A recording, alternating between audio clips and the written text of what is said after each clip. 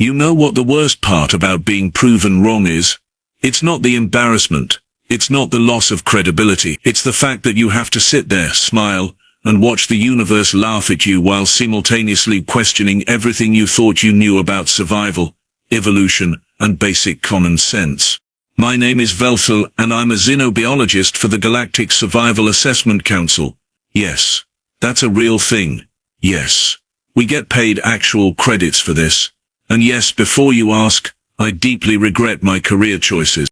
Let me back up. 3 cycles ago we received an application from a human named Marcus Finch. Tall guy, brown hair, had this weird smile that made you simultaneously trust him and want to check if your wallet was still in your pocket. He wanted to attempt the Curvish Wilderness Trial. You know, the trial that has a 78% fatality rate among species known for being unkillable. That one. The Curvish moon is essentially nature's way of saying, I hate you personally. Gravity 1.4 times standard. Atmosphere breathable, but barely. Temperature swings from boiling to freezing every 8 hours. And the wildlife, oh, the wildlife, makes nightmares look like a relaxing vacation. Absolutely not, I told the council.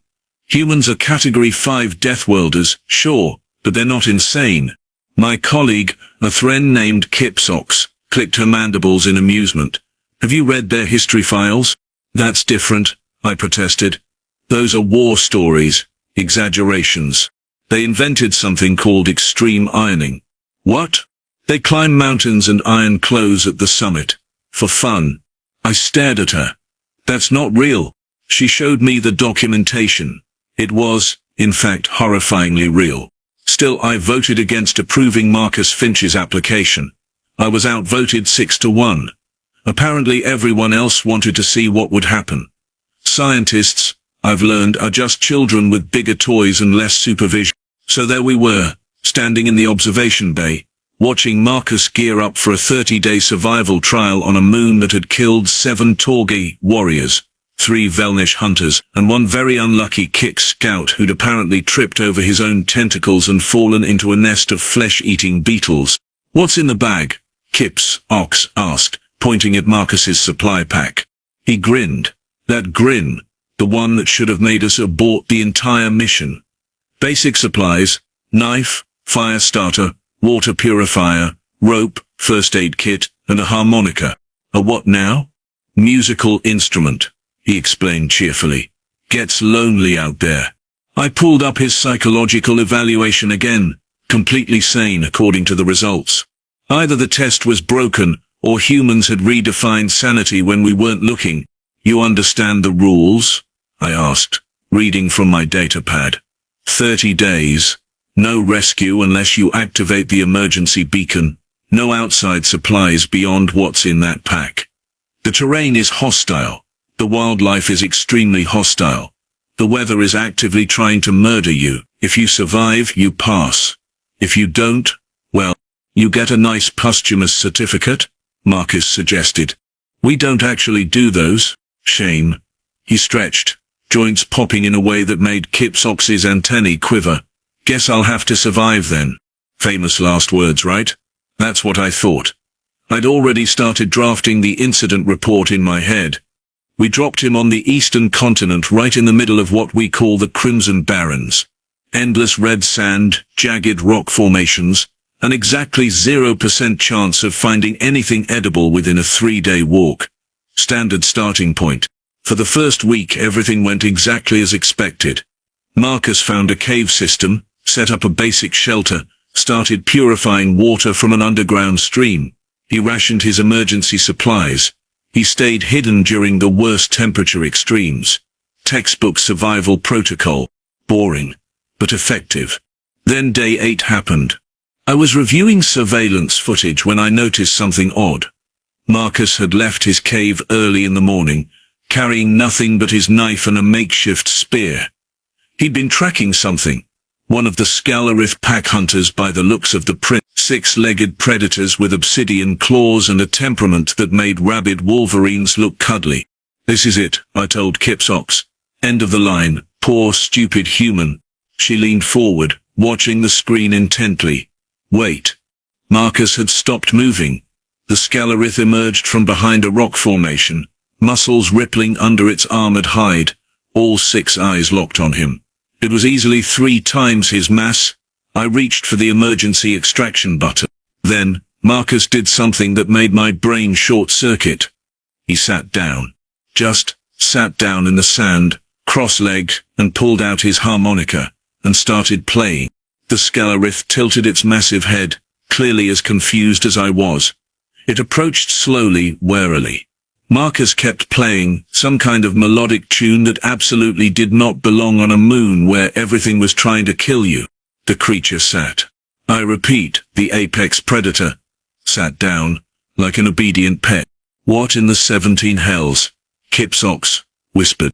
For 20 minutes Marcus played his harmonica while a literal killing machine sat there, occasionally making this low rumbling sound that our audio analysis said was contentment. Then it got weirder. Marcus reached into his pocket, pulled out something from his rations, and offered it to the Scalorith. The creature sniffed it, then ate it from his hand. His hand, the same appendage that should have been bitten off and digested by now. Run analysis on that interaction, I ordered. Full spectrum. I want to know what kind of mind control he's using. Results came back negative. No pheromones, no psychic manipulation, no technological interference. Just a human, a harmonica, and apparently the most confused predator in the galaxy. By day 12 Marcus had 3 Scalorith following him around. He'd named them Fang, Claw, and Kevin.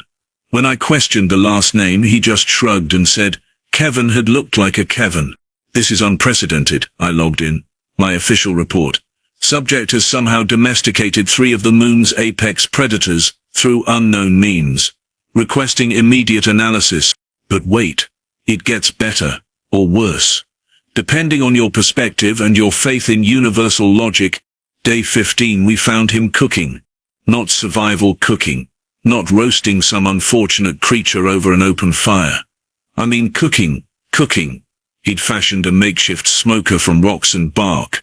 He was seasoning meat with local herbs. He had 3 different dishes going simultaneously. What are you doing? I asked through the communication channel, unable to contain myself. Making dinner, Marcus replied, like this was completely normal. Found these root vegetables yesterday. Taste like spicy carrots. And these beetle larvae, properly prepared, they're basically butter. Kevin loves them. One of the Scalorith, presumably Kevin, made that contented rumbling sound again. You're supposed to be surviving, I said weakly. I am surviving. Very comfortably, actually. He held up what looked like a primitive notebook. I've been documenting everything. Recipes, preparation methods, which plants are safe, which ones are only safe after processing. This moon's actually a culinary goldmine if you know what you're doing. Kip's ox was making a sound I'd never heard before. Turns out it was Thrin laughter mixed with existential crisis. He's writing a cookbook, she managed. On a death moon, he's writing a cookbook. That's when the council started receiving messages from other species. Apparently, word had spread about the human surviving curvish. No, not just surviving, thriving, making friends with the wildlife, developing siwas. The Torgathi wanted to know what combat drugs he was using. The Velnash suspected genetic modification. The Kix just sent a message that translated roughly to what the hell is wrong with your species. I didn't have answers. I still don't. By day 20, Marcus had expanded his camp into something resembling a small homestead. He'd cultivated a garden of local edible plants. His 3 Scalorith were now trained well enough to help him hunt. He'd mapped 17 square kilometers of terrain, and his recipe collection had grown to 42 dishes. How? I asked him during a check-in call. How is any of this possible? Marcus looked genuinely confused by the question. What do you mean? It's just adaptation.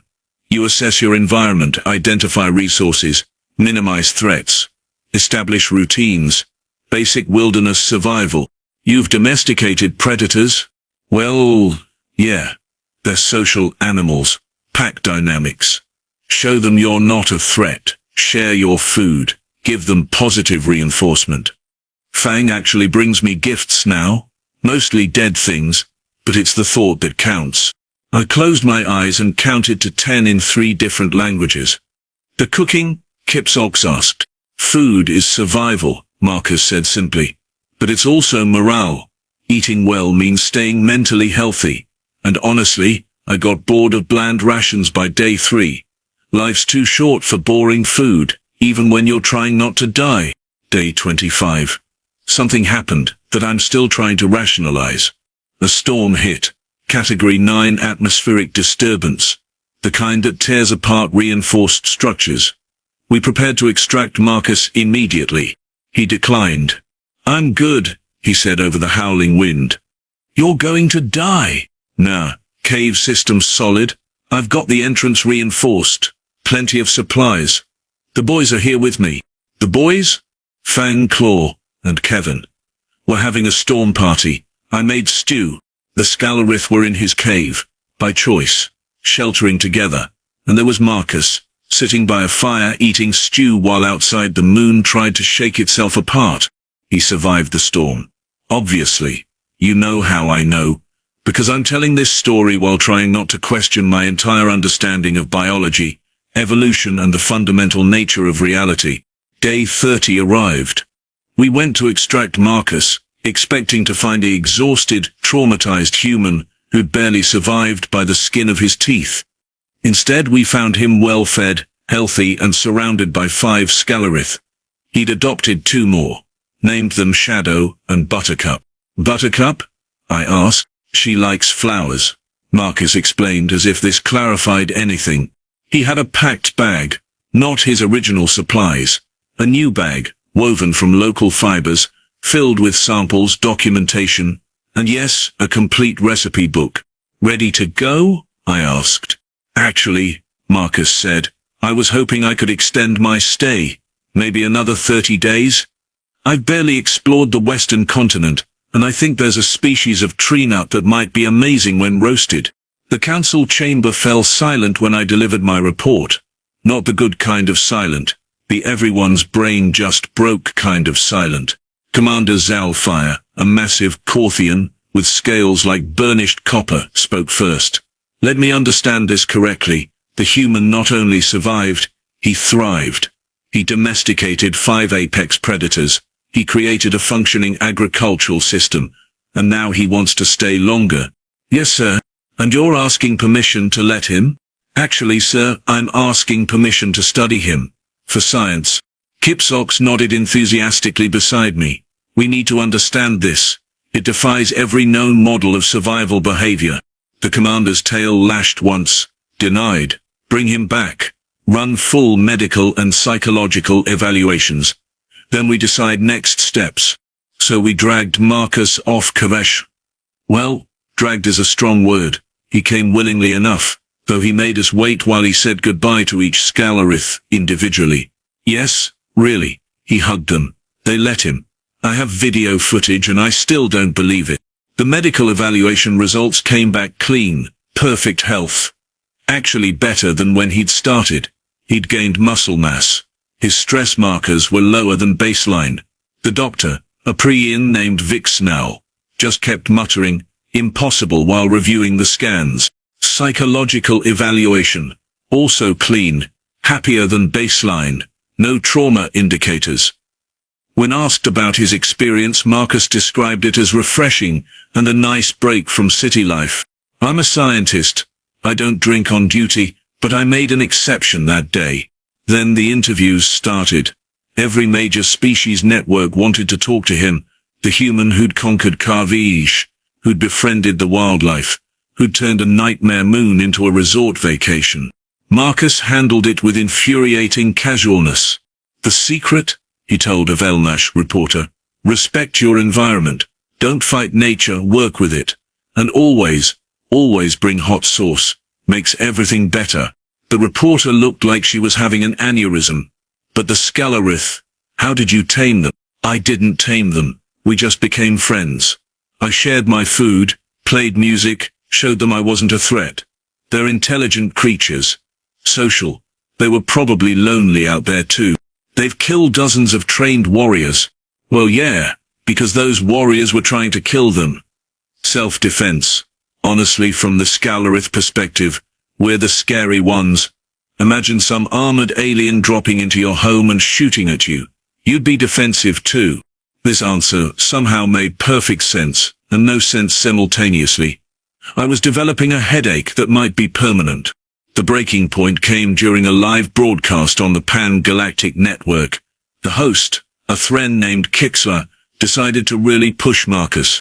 Some viewers are saying humans are too dangerous, that your survival proves your species shouldn't be allowed unrestricted travel, that you're unpredictable, reckless, a threat to established ecosystems. How do you respond? Marcus was quiet for a moment. Then he smiled. That smile again. You want to know what's really dangerous? Ignorance. Fear.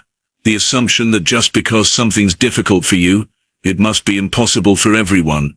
Yeah, humans are from a death world. We evolved to handle things that would kill most species, but that doesn't make us monsters. It makes us survivors, adapters. And honestly, I think that scares some people more than the claws and teeth. He leaned forward, and his voice got serious. Really serious. The kind of serious that made you pay attention whether you wanted to or not.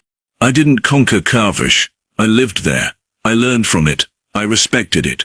And you know what I found? Beauty. Resources. Life that's worth protecting and understanding.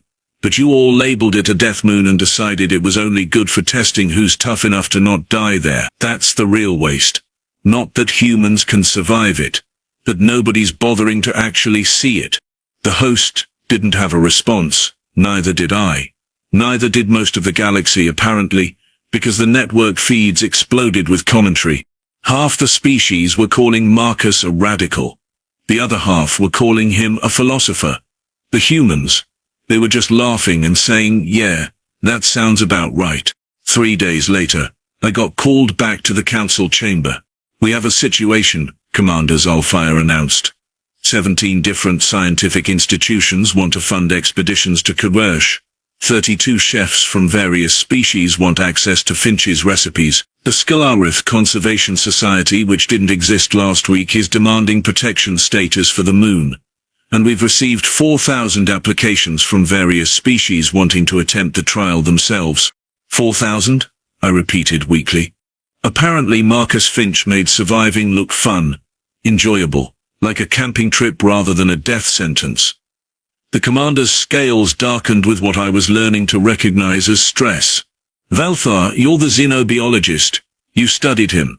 Explain this. I can't. Try. I pulled up my datapad, scrolling through weeks of notes and observations. Humans have this concept called optimism. Not the blind kind. The practical kind. They look at a problem, and instead of seeing all the ways it can kill them, they see all the ways they might solve it. Marcus didn't view Karvish as an enemy. He viewed it as a puzzle, a challenge, an opportunity. That's insane. Is it though? Think about it. Every species here evolved on relatively stable worlds, predictable climates, reasonable predators. We developed technology to overcome challenges. Humans? They had to overcome challenges just to survive childhood. Their planet throws hurricanes, earthquakes, volcanoes and blizzards at them regularly. Their wildlife includes creatures that can kill them in hundreds of creative ways. They're literally surrounded by things that want them dead, and they responded by making pets out of some of them and turning others into food. Kip's ox clicked her mandibles. You're saying we're soft. I'm saying we're specialized. Humans are generalists. Adaptation is their baseline. What we call extreme they call Tuesday. The commander considered this. So what do? We change the trial, I said. The words came out before I'd fully thought them through. But once they were out, I committed. Stop treating Karvish like a gauntlet. Start treating it like what Marcus proved it could be. A learning opportunity. A place to understand adaptation and coexistence. Partner with him. Let him guide expeditions. Teach others what he learned. You want to turn a death moon into a school? I want to turn a death moon into what it should have been all along. A nature preserve. A research station. A proof that survival isn't about being the strongest or the toughest. It's about being smart enough to adapt. The vote was unanimous. Even I was surprised. 2 months later, I found myself back on Kurvish. But this time I wasn't alone in the observation bay. I was on the ground. In a reinforced habitat, sure, but still, on the ground. Marcus was leading a group of 12 volunteers from 6 different species through basic survival protocols, teaching them to identify edible plants, showing them how to read animal behavior, demonstrating fire starting techniques, and yes, teaching them to cook. The key to this root vegetable, he explained, holding up something that looked mildly poisonous, is roasting it slowly. Burns off the toxins, concentrates the sugars, ends up tasting like sweet potato meets butterscotch. Trust me. A Velnash scientist named Thornix tentatively tried a piece. Her eyes widened. This is actually good, right? Wait until you try the beetle larvae butter. The what? I watched this exchange from a safe distance, making notes. Real scientific notes this time, not just confused screaming in text form. Fang wandered over. The Scalorith recognized me from the surveillance feeds apparently, because it made that rumbling content sound and bumped its massive head against my leg. Like a cat. A 6-legged armored cat that could disembowel me without trying. I very carefully, very slowly, reached out and touched its head. It leaned into the contact. They like you, Marcus called over. Fang's a good judge of character. I'm terrified. That's healthy. Respect and fear are cousins. You'll be fine. Somehow I believed him. That was perhaps the most disturbing part. Over the next weeks I watched something remarkable happen. The volunteers who'd arrived terrified and uncertain started to relax, started to learn, started to see Kurvish not as an enemy, but as an ecosystem. Complex, dangerous, yes, but also beautiful, functional, worth preserving. The Thren botanist discovered 3 new species of edible fungi. The Kix geologist found mineral deposits that could revolutionize construction materials. The Torgathi warrior, who'd arrived determined to prove his strength, ended up spending 6 hours sitting quietly with Kevin, learning patience. You were right, Kipsox told me, one evening, as we watched Marcus teach a cooking class by firelight. This isn't about humans being superior. It's about perspective, about being willing to learn instead of just survive, and about bringing hot sauce, I added. That too. Marcus's recipe book, by the way, became a galactic bestseller. 50 million copies sold in the first month. The proceeds funded the Kurvish Conservation Initiative, which now protects 17 endangered species on the moon.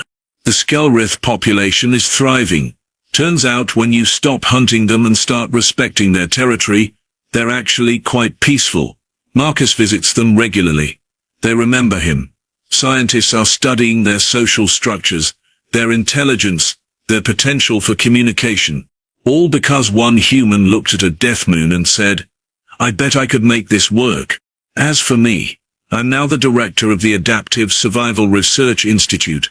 We study how different species approach extreme environments. We teach cooperation over conquest. We've expanded our programs to 17 different challenging biomes across the galaxy. And yes, every single program includes cooking classes, Marcus insists. He says good food builds community better than any protocol or procedure. He's not wrong. Last week, I received a message from him. He's applied for another trial, this time on Velkorth, an ice moon with temperatures that regularly hit -200 degrees and wind speeds that can strip flesh from bone. The council approved it immediately. I'm not even surprised anymore. Worried, yes. Surprised, no. Because here's what I've learned, after all this time studying humans and their bizarre approach to survival. They don't see obstacles, they see possibilities. They don't see death traps. They see adventures. They don't see hostile aliens. They see potential friends who just haven't been properly introduced yet. It's absolutely insane. It's completely illogical. It works. And somewhere in the universe, natural selection is looking at humanity and wondering where exactly it went wrong, or right. Honestly, at this point, who can tell? Me? I'm just here for the recipes and the existential crisis. Both are excellent.